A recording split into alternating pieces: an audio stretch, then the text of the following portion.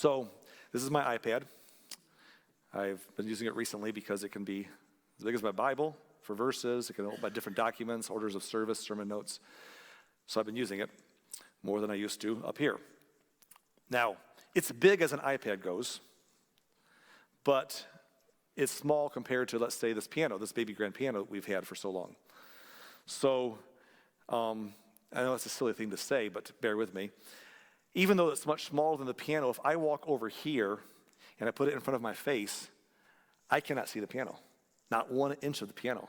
I just can't see it at all. I can move closer. I still can't see the piano at all, not one corner of it.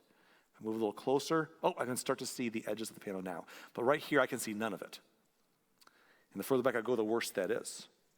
Which has led me to the scientific conclusion, because, I want to be analytical. It's led me to the conclusion that this iPad, therefore, is bigger than the piano. Right? Because, obviously it blocks the whole view, so it's bigger. That's what I figured out. So you'll be impressed with how my deductive reasoning works. It's very sharp. Here's my point. Obviously, the iPad's not bigger than the piano. It's not a size issue. It's an issue of proximity. Because the iPad, though it's much smaller, is closer to me. Though it's much smaller than the piano, it can block my entire view of the piano. It's a proximity issue, not a size issue. You understand what I'm saying? We've been talking in this sermon series that we just started a couple weeks ago. We've been talking about the subject of Eclipsed and how we block the light that we are called to reflect. We've talked about how that Jesus said that he is the light of the world. But we know maybe in our own lifetimes when we did not see him, we did not know him. We were in the darkness. And at any point in our lives, people can find themselves in a spot where they don't see God. They don't see his light. And in those moments, it's like on our planet when we're turned the other way at nighttime, away from the sun. The sunlight does no good to us when we're facing the wrong direction. And many people who are in the dark, they don't see the light of the sun. But the moon's a beautiful thing, because when the moon's out, if it's in the right spot, it's catching the light of the sun. And if it's in the right spot, it's in a spot where it's reflecting it back and causing light. Not its light, there's no moonlight, so to speak, but the sunlight reflecting off the moon brings light into the dark spaces of the world. And so I've said all along in this series that we are called to be the moon. We're called to be the moon. We're called to be a people who have experienced the light of God and his love and are in such a spot in this world that as God's light shines in our life, we have put ourselves in a spot where others can see that and it can shine into their life and into their darkness. But again, oftentimes instead of being in a spot where we can benefit ourselves and others with God's love in our lives and God's light in our lives, sometimes we get in the wrong position and we kind of get between God's light and other people and we eclipse it. Because we become about other things that when people who don't know the Lord look to see him, they may look to see people who call themselves Jesus followers. And when they see us and we're about other things and other passions and other, things that we're all about, that those things can block their view of God and they can get the wrong message. And you say, well, how can I possibly eclipse something as big as God in someone's life? But again, it's not always about size, it's about proximity. Then if someone doesn't know the Lord and you seem close to them, then your reflection on what God's about might seem big enough to them to make them say, well, if that's what Christians are all about, or that's what Christians are like, I don't need God. And that's not fair to God, but we can block that light. We're called to reflect. We can eclipse it. And so we're called to be the moon, but not an eclipsing one, but one that gives light and reflects light in the darkness. So 2 weeks ago, we set this up, and I told you my journey coming out of a very fundamentalist background and how God had to, I found myself in the ministry. God called me out, and it was everyone enjoyed that because it was my story, our church's old story from many years ago. Last week, we kind of got into our business, and we talked about how we let politics sometimes be an eclipse.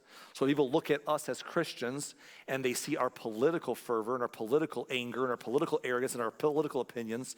They think, oh, that's what Jesus people are all about. Those are their politics. And that can be an eclipse that can literally block someone's view. They say, well, they don't see the message of God. They see Christian means politically angry this way, right? And it's an eclipse. Now, it was probably more fun week one. In fact, someone jokingly said to me on the way out last week, they said, I enjoyed week 1 more than week 2. And we laughed about that because it's true. I mean, week 1 was, just get the popcorn and hear the story. Last week was how we're causing an eclipse by being about the wrong things and the wrong messaging, that people who need to see God in us aren't seeing his message, they're seeing our other messages. So it was kind of pointed last week. As pointed as we've been sometimes ever, because I never talk politics at all. And we just talked about our attitude, really, not about our anyone's beliefs. Anyhow, I wanted to continue to talk about different eclipsing issues for the next few weeks. But for today, we made a decision this week to punt my planned conversation today and punt it till next week. Because I wanted to follow up what we discussed last week on our political eclipses with not to talk about that, but to talk about something that relates to that. So I'm going to make this, I don't usually do this, I'm going to say this, please come next week. Because next week we're going to talk about something that's very important to us as a church in this series that I wanted to do today. It's next Sunday, I hope you'll be here. It's a very important topic for us to discuss at Lighthouse and in our community. But for today, I want to just pause and say, before we talk about anything else in maybe the next couple of weeks or so that can be eclipsing issues in our modern lives to our central message of God's love and God's light. Because we discussed politics last week, I want to kind of stop right here and give you some groundwork to take with you both for last week and for upcoming weeks in the future. Because as I said before, we are so divided. We are so divided. There's so much tribalism. Everyone gets into their team, and we're so tribal in things how we see the world. And we get stuck in our own little informational silos, don't we? And our little informational silos tell us what we ought to think and listen to our sources. And we don't understand how someone could be in a different space and here have a completely different set of information, and we don't get how they don't see it our way, but we're stuck in our tribe and our silos. And it's an echo chamber that just tells us and echoes off each other and magnifies the experts within our silo. And we don't even listen to other opposing views unless we find the worst examples of opposing views to soundbite against them, to say, see how stupid they are? Don't listen to anything else. Just look at this example that makes them look stupid. That's why they're all dumb. That's why we are the way we are. And we get stuck in our echo chamber. Everything that happens becomes confirmation bias. And ultimately, in our tribes, it becomes a zero-sum game where we can never let the other team score a point because they have to lose so we can win. So it's all this nonsense, right? And that's horrible, and it's causing so much, and because of it, we're more divided than ever. And this is true in any area of difference. It could be politics like last week. It could be where there's racial differences of opinions and racial tension. It could be about race. It could be a gender. It can be church brand. When I say church brand, you know what I mean? Like, what church brand are you? Well, I'm Baptist, I'm Lutheran, I'm Presbyterian, I'm this, I'm that. It could be brand, whatever you like, we're the right ones, I'm the right one, and you're wrong for not being in my brand. It's really dumb when churches fight about brand. It's like we're fighting about, we're like salt of the earth, the Bible says, but we're more like in our salt shaker, like Morton's is the best, and not doing anything with it. But anyhow, whatever the differences are, church brand, race, gender, politics, you name 1,000 other issues, when we get in our little tribes and someone who's not sitting where we're sitting, the differences between us becomes the aisle, they're across the aisle. Whatever those issues are, it becomes a mess. And as Jesus followers, we should be, to all people, a reflection that's not us versus anybody. It's not us versus them on anything, you versus anybody else. It should be all of us who all need a Savior, who has a God who loves us, and we want to invite others with us to believe in him and trust in him and follow him. We're called to be the moon. But we get into the wrong side, and that eclipses what we're supposed to be about and kills our witness. So we discussed that a lot, and we're going to talk about how do we address this problem? How do we deal with the differences between us and other people? So before I get into all the notes, there's a lot to throw at you. The kitchen sink is being thrown today. So as we throw a lot out here, just a couple things before I go any further. Please understand something. You cannot change anyone else. You just can't do it. You can't change anyone else. People make mistakes thinking they can change other people. Some people get married thinking, well, I know there's some problems with them, but I'm just going to get married, and then they're stuck, and then I'll change them after we're married. How does that ever work out? Right? You can't. You try to change other people, and what ends up happening is this. You end up being frustrated yourself, and they end up being annoyed, and it's all a big hot mess. Only you can change you, and only God can work in your life to change you, and only God can work in someone else's life to change them. You can't change anyone else. And when you let go of that, you can ask God to use you to do your part if someone's letting him lead them, to do your part, to be a part of an influence on their journey, but you can't change them. You just got to play a role of influence that God allows you to have, and they allow you to have. But you also can't be best friends with everyone. Someone said to me this last week, they were telling me a story. They said, I have a friend who is on a different political spectrum than me. And we used to be the same, but then time has changed, and they're on the opposite political spectrum. And they'll tell me all their opinions, which I don't agree with, but we get along because when they say their piece, I just listen and I'm polite. And so they think we're fine, so we get along. But if I were to ever say my piece to them of how I saw it, they would blow up and it would be over. We wouldn't be friends anymore. So I just have to be quiet, and it's hard to be friends with somebody that I can't be myself with because they can be themselves and I can let them, but I can't be myself or they wouldn't put up with it. How do you handle that? And here's my thought, here's my statement. Obviously, you can't be best friends with everybody. I think you could be very good friends with people you have some differences with. I do think that's very possible. But you both have to be mature enough to say, I can see past our differences. And some people can't. So in that situation, you understand you're not going to be best friends with everybody, but you know what? We can all be friendly to everyone. We can be friendly to everybody, even if we can't let our hair down or guard down around some people. We can be the kind of person to them, but if they won't return or reciprocate the kindness over our differences, then you can't relax around them. You can still be friendly, even if you can't be best friends. We should all be friendly. Now, you can do your part to make the world a better place. Here's the important reminder. You can be different without being divided. I know that's hard to believe today's culture. Right? No, you can't. Yes, you can.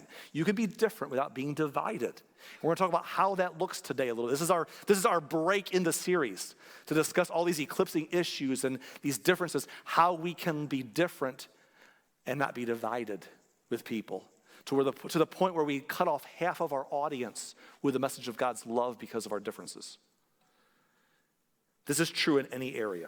So I'm going to give you several suggestions today, and I want to examine several passages of Scripture. I'm going to give you like 7 statements on the screen, plus some extra statements, but 7 points and some statements, and some Bible verses. I encourage you to write them down or take a picture of the screen, or if you're watching online, take a screenshot. Thank you for watching online, by the way. I saw a bunch of you on there earlier. If you could, take notes today. These are some Bible study tools for this week. You can study these verses during your devotions this week. You can think about these points this week. So write this stuff down because I'm going to throw a lot at us today, kind of as a transitionary sermon in our series. How do we deal with our differences with other people who are in a different spot than us? Number 1 is this. Examine your heart. Number 1, examine your heart. That's the only heart you can examine. We can't see other people's hearts, can we? It's a dangerous game when we try to figure out what's in someone else's heart. What happens then is we start doing things like saying to your spouse, you walked into the room and didn't say hi to me. True. Therefore, you hate me. Wait, what? I went from a true statement, you didn't say hi when you walked past, to the assumption that I know your heart and you hate me. You didn't show me a kindness. Therefore, you must be seeing someone else. Like, whoa, that's a big jump, or whatever it may be. And that's an extreme example in a close relationship. But the ultimate problem is when we see people we disagree with, we're good at saying they see the world that way because they're evil. They see the world that way because they're part of an evil conspiracy, or they're part of this, or they're bad, or whatever. We see everyone we examine their heart, and we can't know their heart. Examine your heart. What's in our heart? What makes us the way we are? James chapter 4 and verse 1. James, by the way, was the half-brother of Jesus. He was Jesus' brother, did not believe on Jesus until after Jesus died and rose again. Then he became a follower and a leader in the early church. James, he wrote this. He said, "What is causing the quarrels and the fights among you?" He knows the answer. It's a rhetorical question. What's causing the quarrels and fights among you? Don't they come from the evil desires at war within you? Now, we say, well, there's no evil desires in me. Evil's a big, bad word. But notice the word desires. What he's saying is there's a bunch of stuff that you want. You want what you want in your relationship, and you want the world to work the way you work, and the country to work the way you want the country to work, and people to do what you want in your circle, at your job. You have desires, and those desires are so passionate and at war within you that they cause all your quarrels and all your fights because you have some desires that are going to grow beyond desires to something that's more ominous than that. Verse 2, he says, you want what you don't have, so you scheme and kill to get it. You are jealous of what others have, but you can't get it, so you fight and wage war to take it away from them.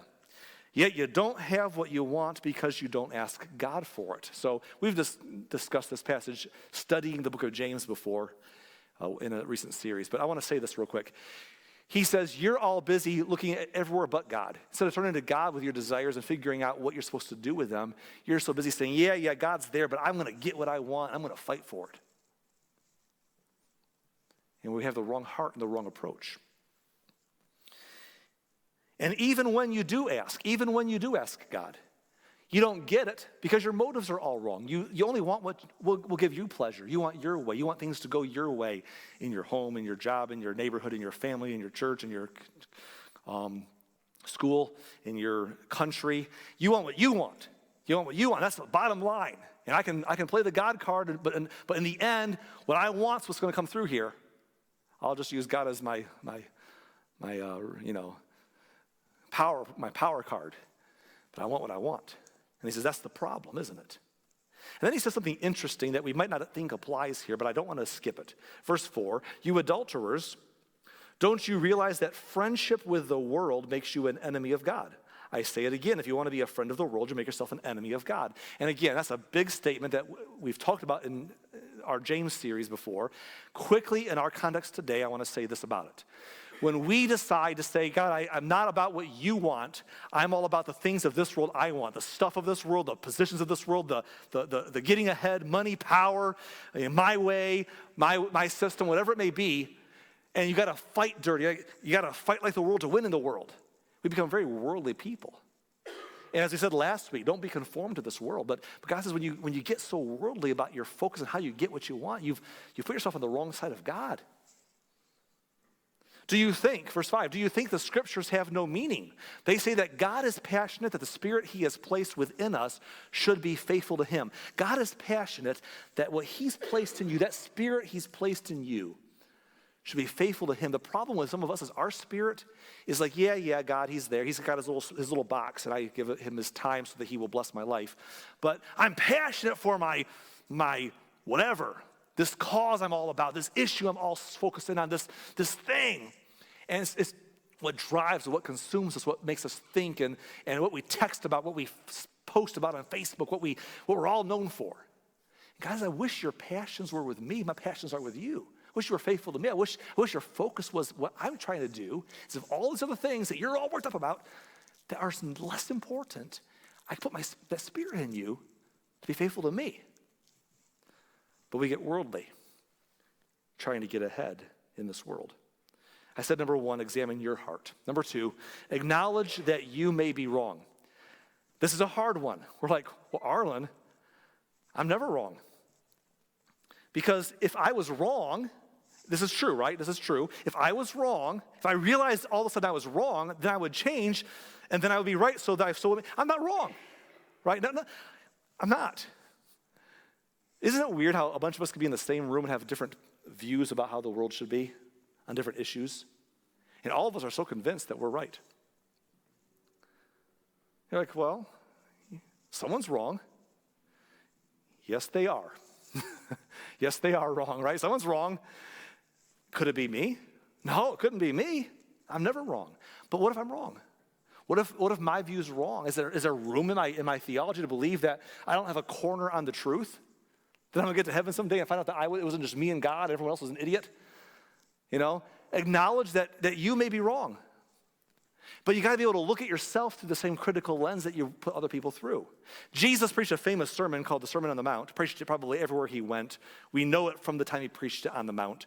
And in that sermon, the last leg of that sermon, Matthew 7, Jesus says this. He says, do not judge others, and you will not be judged. Do not judge others, and you will not be judged. Verse 2, for you will be treated as you treat others. The standard you use in judging is the standard by which you will be judged. There's a lot to unpack there, and we're not studying the Sermon on the Mount, but I want to point out that we kind of set the rules relationally, don't we? Like if you're a person who is harsh when people are wrong in your opinion and you're upset about your issues and people who don't see it your way, then you'll be treated accordingly. This is how it works, by people and God. God says, we'll play in your sandbox. How do you want to play this way? You decide how you treat other people you disagree with, and we'll work that way. People will treat you that. It's just going to be how it goes. And then he makes an interesting analogy that we can't rush past in verse 3. He says, why worry about a speck in your friend's eye when you have a log in your own eye? How can you think of saying to your friend, let me help you get rid of that speck in your eye when you can't see past the log in your own eye? Hypocrite. First, get rid of the log in your own eye, then you will see well enough to deal with the speck in your friend's eye. Now, when we read those verses, I think the temptation is to say, well, that's not for me because it's just the log is in their eye. It's only a speck in my eye. I might not be perfect. There's a speck in my eye, but there's a whole log in their eye, right? We tend to see it through that lens. And what I want to challenge you to think about for a minute is that, again, it's proximity. What's in your eye ought to be like a log. I'm going to tell you right now, when something gets in my contact lens, it might be the smallest thing, but if it's bothering my contact lens, I'm not a pleasant person to be around until I can deal with it. And it's not fun, right? I mean, it's like, what in the world? And it can be the littlest thing, but it feels like a massive thing. We need to look at our personal lives and say, where are my problems at? Those need to be the bigger deal to us. And we want to walk around and help other people see clearly. I got to help them see it the way it is. But we're not seeing clearly. We're not seeing what's causing our view to be obscured by our wrong viewpoints, or maybe our right viewpoints, but our wrong attitude about our right viewpoints. And that's the log in our eye. And I can't do anything for anybody else until I deal with my own stuff first. And then, once I've mastered that, well, then maybe I'm in a better position to help somebody else. Now, I was going to skip this verse, but it's too good. We often misread it, so I've got to at least give it a moment here. Verse 6. He says, don't waste what is holy on people who are unholy. Don't throw your pearls to pigs. They will trample the pearls and then turn and attack you. Now, before you misunderstand the verse in the context, what he's saying is, if you've decided that you've finally gotten the log out of your eye, and now you're perfect and they're still wrong, you have the answers all figured out, and you've dealt with yourself, and now it's just them, and they don't want to hear it, let it go. You can't change anyone. Don't try and, it's like you're not doing any good. How many of you figured out a long time ago that when you get on social media and you post your opinion in all caps locks, that no one comes back to you and says, oh man, I changed my mind because you yelled at me. That was so awesome. I see the light now. Or even if you didn't yell, they're like, oh man, if you don't want to hear, they don't want to hear. And it's like going to a pig pen and taking a bunch of pearls and saying, y'all pigs look dirty. I can make your life a whole lot better. Here's some pearls. Hey, you're trampling on them. You don't appreciate them. They're getting dirty. Well, what did you expect them to do? They don't appreciate the pearls. And if someone doesn't appreciate what you think they ought to appreciate, then they don't, then why waste your time? Now, this is not a verse. Let me pause here. What Jesus is not saying is he's not saying, be a jerk and say to people, I would tell you my opinion, but I'm going to cast my pearls before pigs. This is not a burn your, I love how we use the Bible to do that, right? This is not a, tell people they're pigs verse. It's an analogy to say, as ridiculous as that would be to do, cast your pearls to pigs, is as ridiculous as you to run around and think that you're going to give someone something they don't appreciate, and think it's their problem instead of yours. It's your problem. You're the one who did it. So it's not a verse to condescend on somebody. It's a reminder to us that fix what's in your own eye. Clean your own backyard. And if someone wants to ask you about it, help them. But if they don't, then you don't waste your time. Now, this reminds me of an old statement. It's not Bible, but it could be because it's such a great statement by George Bernard Shaw. George Bernard Shaw once said, don't wrestle with a pig. You just get dirty and the pig enjoys it. And that's some great advice for all of us. Sometimes we're like, you get into a fight match with somebody or some issue publicly, and you're going to at some point have to back out of the fight, or you're going to have to get either really extra dirty to win or stop and lose along the way. And then if someone's that way, they're going to enjoy, just stop. Anyhow, I said number 1, examine your heart. Number 2, acknowledge you may be wrong. Practical advice about dealing with our differences. Number 3 today. Number 3, this is a big point, and if I had to make any of my points the major point, it would be this one or the next one, maybe the last one. But this is a big one. Ready? Call out your side first. Again, I'll say it again, no matter what the issue is. Race, gender, church brand, politics, whatever. Whenever you find yourself in one section of ideology or seats and someone else in a different one, the differences between you are like an aisle. And everyone's real good at pointing out what's wrong on the other section. No one's good at calling out their own side. So let's pick on like Republicans and Democrats in politics for a minute, hearkening back to last week. Team R likes to look at Team D and say, look at the craziest people, the most extreme people on your side. You know, you should all call them out, and that's what's wrong with all of you. That's what's wrong with all of your team is those people. And this leader, I don't agree with yours, is horrible, and you should like be all, down on them like we are and throw them out, and this is what's wrong with you. But then at the same time, if we have leaders that are messed up, we're like, hey, no one's perfect, and you're just picking on us, and, stop that. And our extremes, don't judge us by them, and we're going to defend that. We're real good at kind of just defending our side and pointing out the problems across the aisle. And you know what that gets you? Nowhere. And the Team D does the same thing to Team R. Everyone does this to each other, and it doesn't work. No one gets anywhere. No one's convinced. Like, oh, man, thanks for pointing out our flaws from your side of the aisle. Now I see the light. It just causes further division, and everyone's busy running around pointing fingers, and no one's getting anywhere. It'd be so amazing. It'd be so awesome to see someone say, hey, we're wrong. This is not acceptable from one of our leaders. This is not acceptable from one of our leaders. This is not acceptable from one of some of the crazies in our camp. That's not what we're about. We're going to rebuke that instead of defending ourselves. We're going to rebuke that and say that's wrong. And if you do something good, we'll praise the other. We're just going to call out our side first. That's so good. Now, I hesitated to tell this story because I don't have much context for it. But I was just trying to think about how to illustrate this without getting down the road further here. But 10 years ago or so, I was raised in a very strict church fundamentalist background, very bubblish, and it was very, the world we knew, very evangelically fundamental, very, white man in a white man's world. And there was a lot of shooting going on at the time, people shooting other people in public. There still is, which is another conversation that is not a rabbit trail I want to get on, other than to say, why do we always grip about our issue on gun violence, either side, instead of taking a moment to grieve with a hurting? We never take time. Before we sit there and say, oh, I'm so sorry you lost a loved one to violence. I'm so sorry, I'm praying for you. We're busy saying, our politics, and we're fighting about it, and it's just tragic. But anyhow, gun violence, about 10 years ago, there was a lot of gun violence that was racially motivated at that time. So there's like a little flurry of it. And, of course, in my little white evangelical Baptist world that I was in, I heard a lot of people griping about the other race's problem with gun violence, or with violence against, because they're, the racial problems, pointing fingers.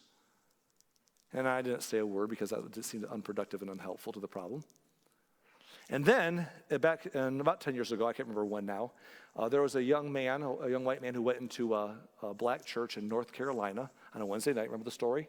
And he, halfway through the service, opened shot and killed a bunch of parishioners there. The white guy killing a bunch of black church attenders.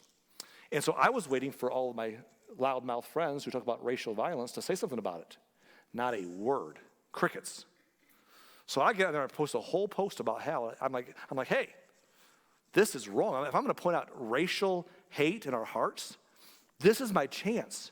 Because it was committed by a white person, and I'm a white person, so I'm going to call it, I can call it the problem without pointing fingers across the spectrum. So I'm like, that was wrong, and we got to deal with the race in our hearts. We got to do better than that.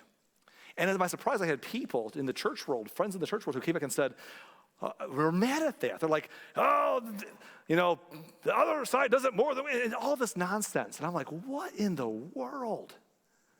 Why can't we just sit there and say, hey, this is a problem in general, and we blew it. Someone on our side of the aisle blew it here. And he said, it shouldn't be an aisle, Arlen. I agree, but I'm saying whenever there's tension in any group, call out your side of the tension first. Do that in politics. Do that in anything. Do that in any part of your life. Say, hey, if you're a guy, about how women, the problem with gender, issues and, women and feminism. Really, guys? You got a lot of opinions about that? Well, call it yours. What are men supposed to do? I'm a man, so it's far easier for me to talk to the men than the women. And if you're a woman, do the same for the girls. As a man, I'm busy saying to the guys, be responsible. Treat your wives right. Love your wife. Take care of your wife. Don't defraud her. Don't ruin your wife. Don't crush your wife. I have a low threshold of kindness for husbands who treat women poorly. I'm a man. Whether it's your sister, your mother, your daughter, your wife, your ex-wife, anybody else, be a Christian and be a man. I expect that. Because I'm a man.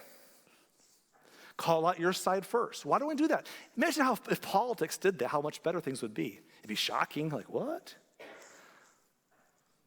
Which brings me to my next point. This is also a big one.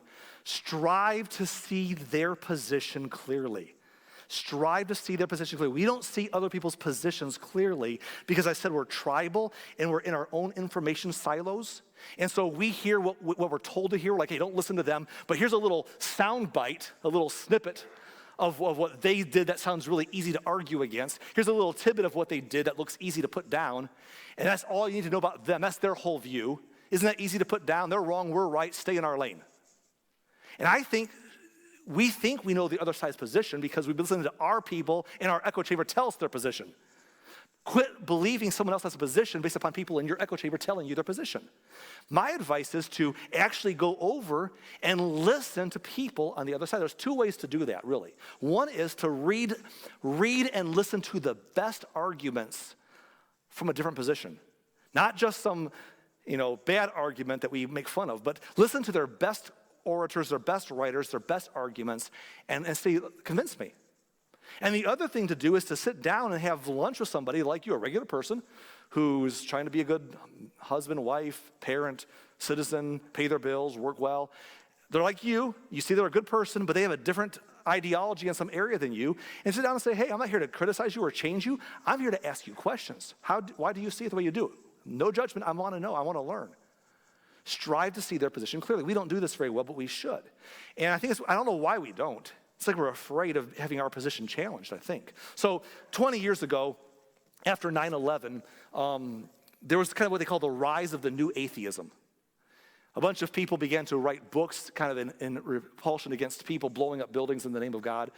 And there was a bunch of books written by atheists that were really well written. Richard Dawkins wrote one. I can't remember what it's called today.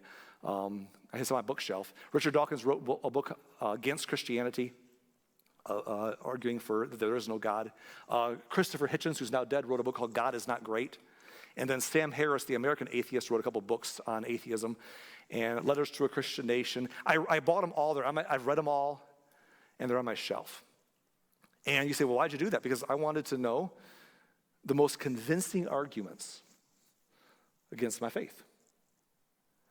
Some time ago, I was watching Christians get upset around that same time with Islam and Christianity versus, Islam, and the Quran was, the Quran teaches violence, and I'm like, okay, does the Quran teach violence and blowing up buildings and that kind of stuff? And so I'm like, well, I'm not going to take my belief on that from someone's Facebook post who's on my Christian side of the aisle, cherry picking a handful of verses from the Quran to make them look bad. Folks, that's easy to do. You can do that to your Bible, your Old Testament. I can cherry pick verses out of your Old Testament right now, make Christianity look really, really bad. I'm just being honest here. So I'm like, maybe that's what they're all about. But have I ever read the Quran? No, I haven't. So I went and I did the research, found a good English translation, and I bought a copy of the Quran. And I've been working through it for a long time. I'll be honest with you, it's hard. I find it very boring. Full disclosure, the Old Testament's pretty boring too, but I've read that more, so I'm used to it. But anyhow, I've been reading it through because I want to know where are our differences. And I want to talk to people. And the problem is that some are like, Harlan, you can't listen to the other side's why they believe what they believe or why their ideology is that way politically. You can't do that because if you listen to that, you might change your mind. You might change what you believe. You can't do that. I'm like, well, what's wrong? Hey, if you have the truth can handle the scrutiny, man. If you got the truth, it can handle it. Right? Why are we afraid of the light being shined on our beliefs? Are we afraid our beliefs can't hold up? I think sometimes our insecurity of having our assumptions challenged reflects on us, that we don't really have faith in what we have faith in. We're afraid that it's so flimsy that if it's tried, it won't stand the test and it will collapse. And so we protect it and guard it and yell really loud when something challenges it because we don't know what else to do because we're afraid it can't withstand the scrutiny. If I'm wrong, I want to be right. And if I'm right, I want to be confident in it. Why are we afraid? Truth can handle it. So strive to see someone's position clearly and talk to them. Could put it this way, instead of calling them out, hear them out. I didn't put this on the screen, but we could have. If you never go where someone is, how can you expect to understand where they're coming from? So another story, years ago, I was on the same subject. I was in Maryville at a place of business, and I was the only customer in the store. There was one employee in the store. It was a young man, a very young man from the Middle East, who got to talk, and he was a devout Muslim training to be, serve his life, full-time work in his Muslim faith. Very devout. And he found I was a Christian pastor. And as he got to talk, I started asking him questions. I said, hey, what do you guys believe? I started asking him some intelligent questions that I have been doing some reading. And what do you guys think? And hey, how do you handle this? And what do you celebrate this? And why do you do that? And he said, I've never seen a Christian, let alone a pastor, ask me these kind of questions so kindly. He said, that's really weird. I said, well, I'm reading, I have a copy of the Quran, I've been reading it. He goes, you're reading the Quran? I'm like, yeah. I've never heard someone say that to me before. I said, well, yeah, I just wanted to know I wanted to hear it from the source, not from other people's sound bites. And as we talked, he began to ask me questions. And before I was done, I said, could you do me one favor? I said, would you consider reading the New Testament? And he said, I would have never thought I'd say yes to that, but after talking to you, I'm going to do it. I'm going to get a copy of the New Testament. I'm going to read it this week. I'm going to read it. Now, I don't know if he did. Did he become a Christian? I don't know. Did I become a Muslim? No. But I'll tell you right now, it changes your whole life when you're willing to strive to see someone else's position clearly, to hear their best arguments. Whatever political hot button issues you're all worked up about today in culture, listen to the best arguments and talk to people like you who have that lane and say, why are you the way you are? Why do you see it the way you see it? Not judging, I'm just asking, I want to learn, I want to understand.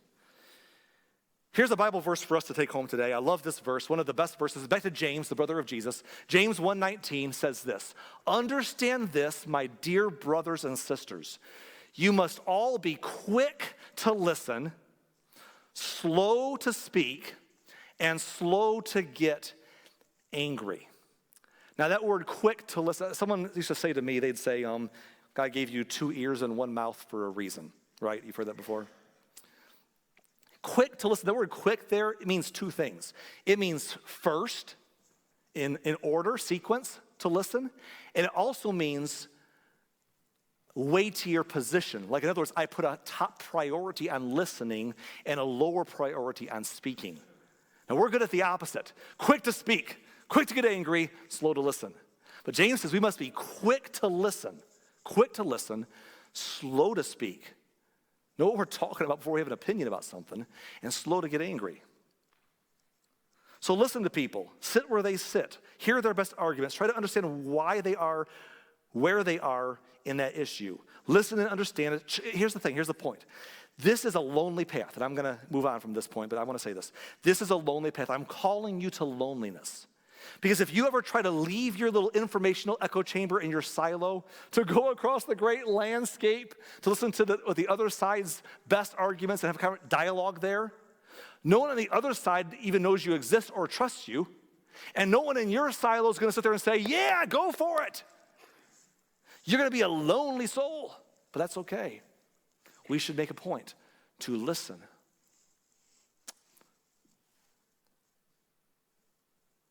See their position clearly.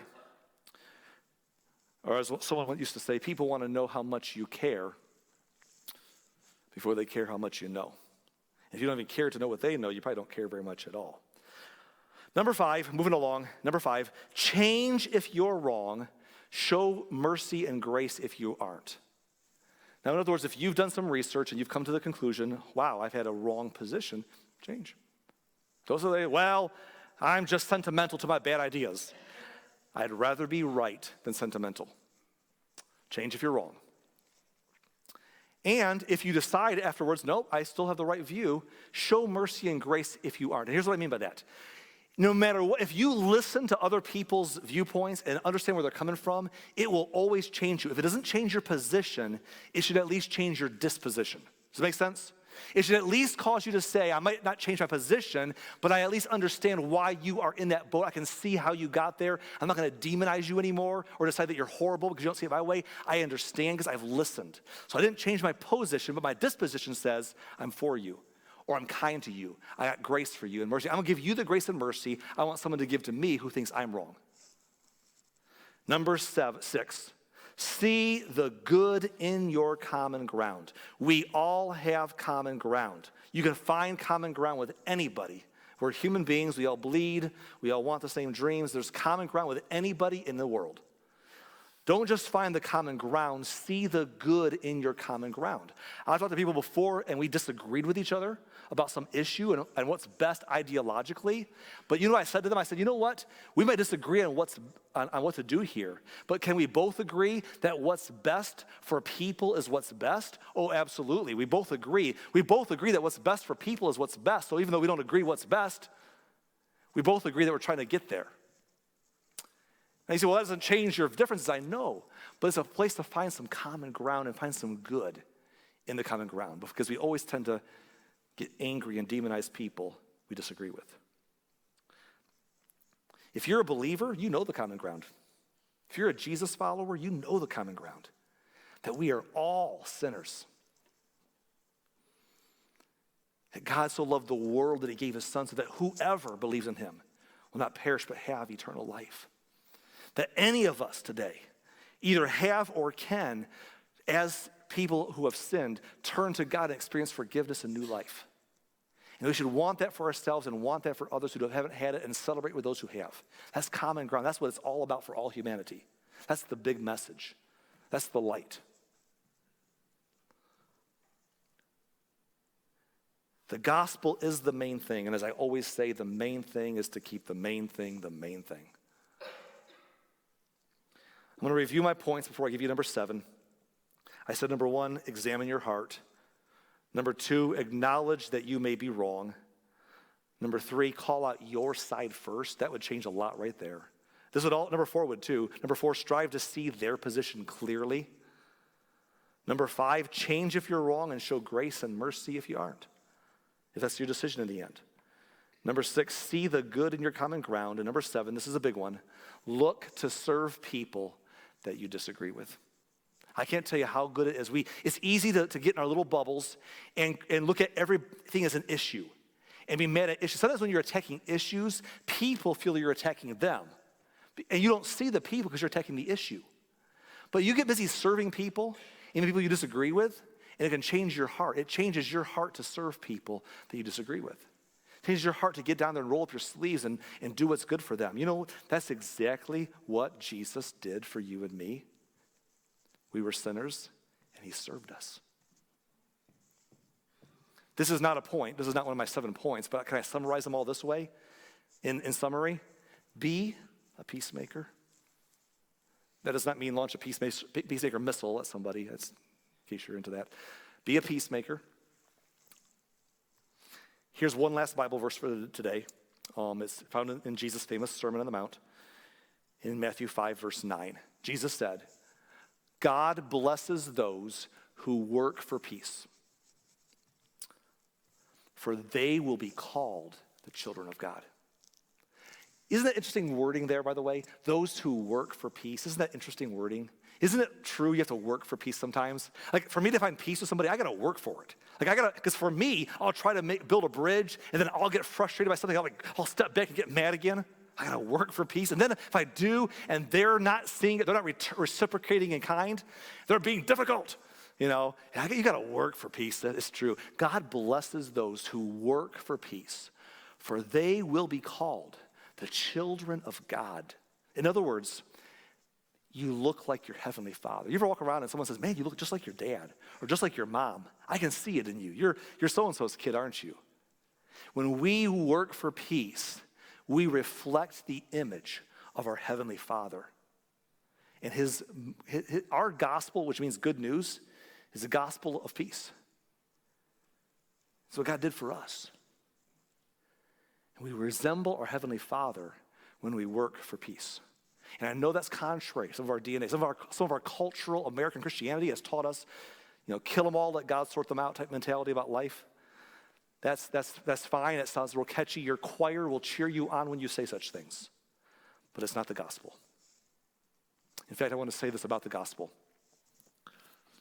If we don't treat people according to the gospel, we are obscuring the gospel. It's easy to come to church and preach to the choir, find people that you feel you all align with, and just like rah, rah, rah.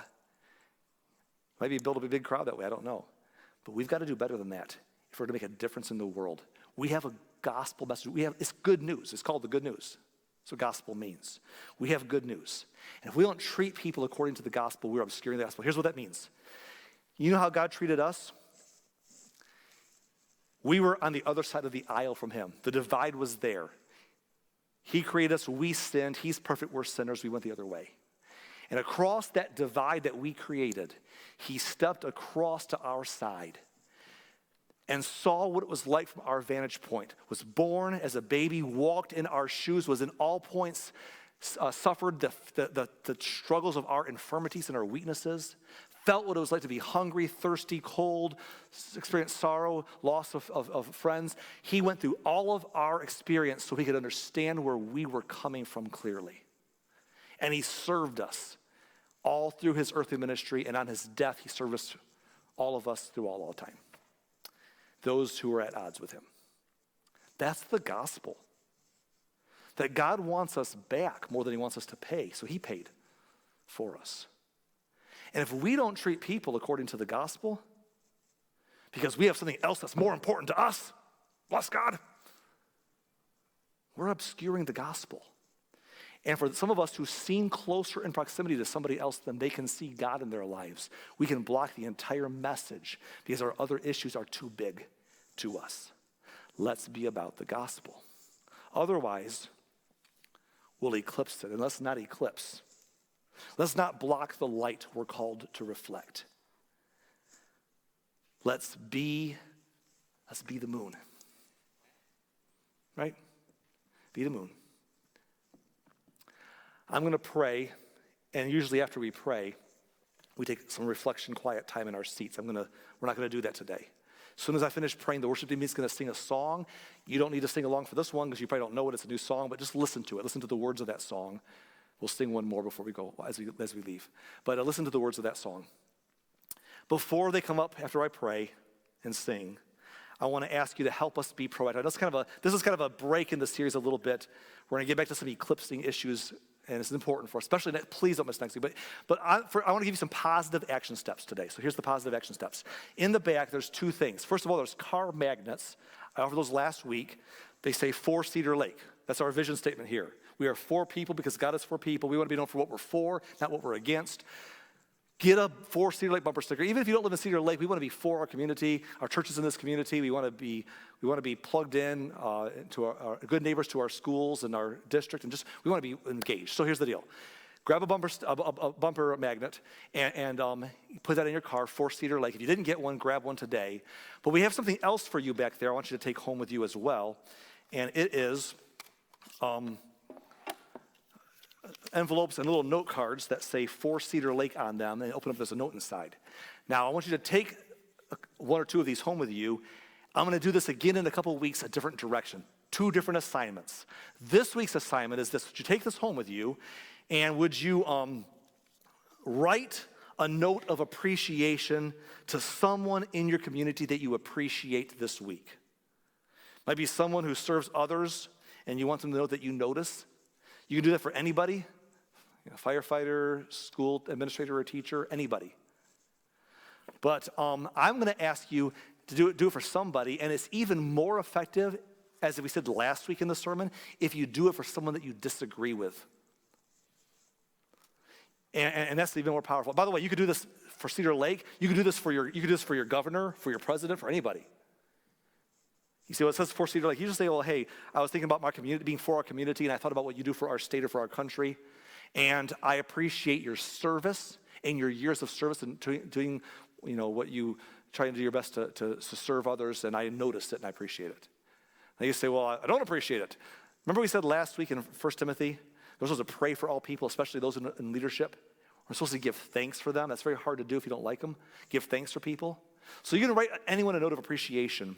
But if it's somebody you disagree with, write them a note. And don't write this. Don't say, I don't like or agree with you, you're an idiot, but I'm a bigger person, so I'm writing you a nice note to let you know, aren't I awesome? If that's your tone, just leave the notes on the back table. Please don't do anyone any, just stop, okay? But if you can take the note and write something like, hey, I'm a Jesus follower. He told us just to think about who we're thankful for, and I see what you do. You don't have to say I disagree with you. If you do, you just can say, I see how you serve, and I appreciate it. You are noticed. You see, that's a little thing. How's that going to change the world? First of all, you can't change everything. You can do something. Second of all, we discount the little gestures so we don't ever do them. This might blow someone's mind. Write a note of appreciation to somebody in the community or abroad and explain that you appreciate and you notice and you're thankful. And we'll give you some other things to do along the way. But I want us to change the tone and the temperature in the church as a whole. For far too long, the church has been known for what it's against. We want to be known for what we're for. We are for Cedar Lake. We are for people because God is for people. Let's do this and be the kind of folks God called us to be the moon.